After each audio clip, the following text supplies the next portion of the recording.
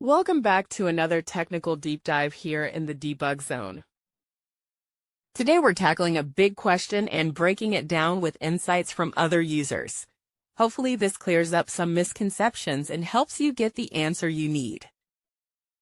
So buckle up, stay a little curious, and let's jump right in.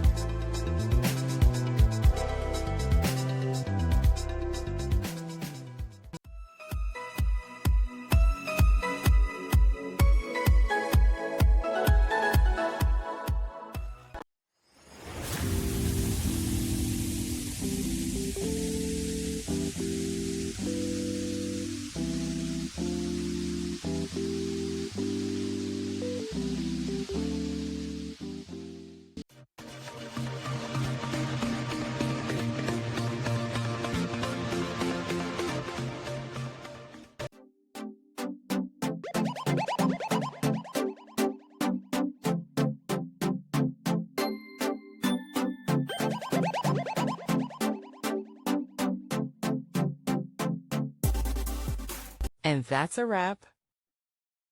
I hope you found the answer you were looking for. If you did, take a second to hit that subscribe button. It really helps out. And let me know in the comments which solution worked best for you. See you next time in the debug zone.